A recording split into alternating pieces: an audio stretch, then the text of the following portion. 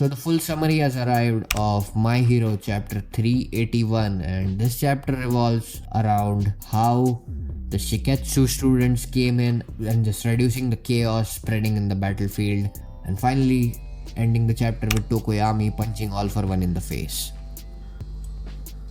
So the chapter's title is Darkness, and the chapter begins with Kami confused by the fact that All for One has a face now, and Shishikura saying that he will get revenge for his father. His desire was to kill AFO, but he will not give into hate. He will inherit his father's effort as a jailer. So yeah, the Impel Down worker is back. Just kidding. So, continuing back from the previous chapter where the Shiketsu High students came in, the fact that AFO killed his father, which I said in the last chapter, because it's pretty, it's obvious. He just busted out the whole jail. Of course he's gonna kill his father for that. Other Shiketsu students arrive and start helping the heroes on the ground to deal with the twice clones. Pixie Bob says the focus has shifted to immobilizing Toga and defeating AFO, saying that all heroes with long-range quirk should go fight him. Sukuuchi contacts Hawks and he thanks him for sending reinforcements, but Sukuuchi says that the Shiketsu students were already on their way before he even asked. The future of the war is tied to what will happen in Ganga, so they need to stop All for One ASAP. All for One says that they were cautious about the risk of him stealing the hero's quirk. So initially they only sent Endeavor and Hawks to fight him, but now they are desperate. All for One laughs and uses a quirk combo, growing wings, throwing a laser with black lightnings. Bro, this is literally the power of God. He's just doing random things on his will. Bro, I like the fact that they're utilizing every character in the whole cast of My Hero, because My Hero's cast is big, bro. It's like equivalent to any big three. And they have many characters to use, and I just like the fact that Shiketsu students are not forgotten. The attack hits many heroes including Kamui and Kinoko, and Hawks realizes that he is now using more quirks. Shishido says that they cannot be intimidated and that the defending heroes need to contain these blows. They finally got AFO to stop and fight instead of running. So it seems like they have stopped AFO from running away towards Shigaraki, because in the last chapter he was trying to head towards Shigaraki so that he can complete the quirk factor process, like installing the quirk in his body and just taking over.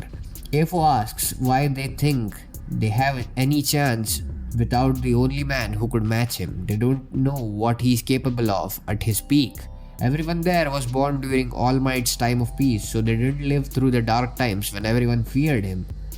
As All for One talks about his kingdom of darkness, we see a panel of Banjo.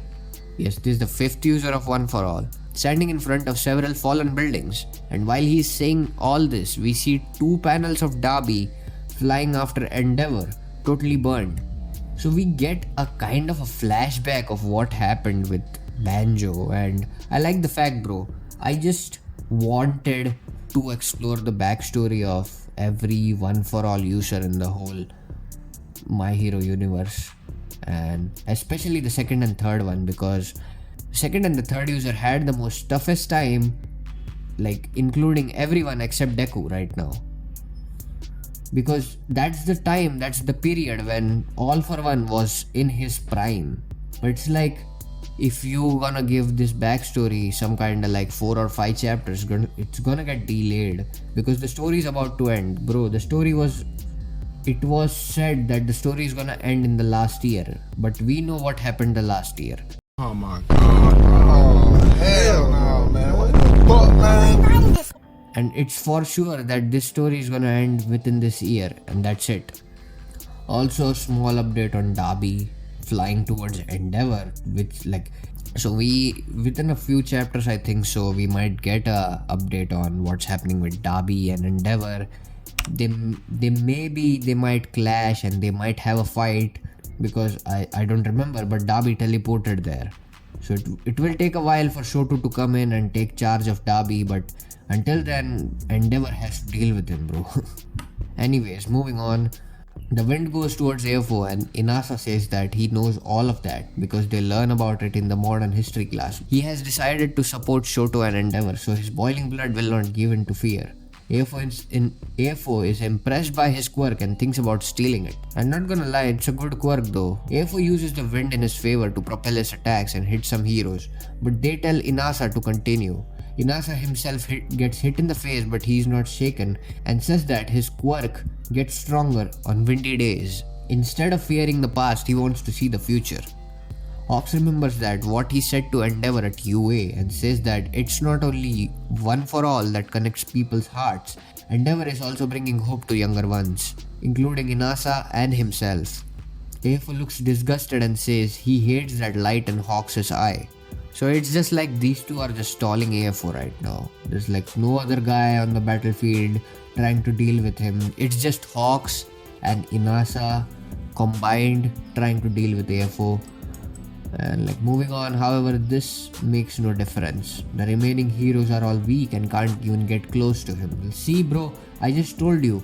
It is then that an absolute darkness appears behind him with two huge eyes.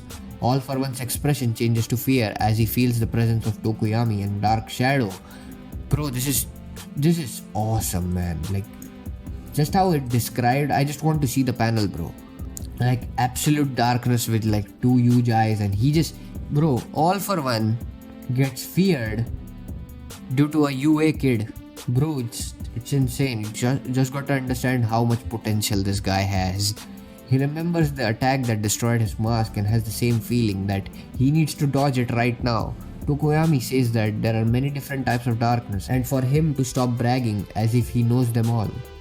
The small shadow that AFO produced has long since been illuminated by Class 1A. As he says this, we see a panel of baby Tokoyami sleeping next to Dark Shadow and the panel of 1A students receiving the umbrellas from the civilians. I think so this is just talking about the fear All for One has created in the society, which has been like long gone since Class 1A has emerged. So it's a very complicated thing. I just want like panels to come in so that I can decipher this. So moving on, the rain clouds have darkened the environment and the flames are already dying out after burning all the trees. In addition, Pixie Bob created an earth shelter for Tokuyami to unleash Dark Shadow's full power. All Might said that AFO would not be able to steal Endeavor's quirk just by touching at his flames, so it must be shame for Dark Shadow.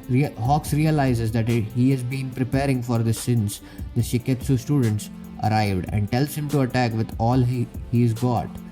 Hawks says that if he has helped Tokuyami in his journey, even if it's little bit, then that makes him very grateful and he was born with those dirty wings.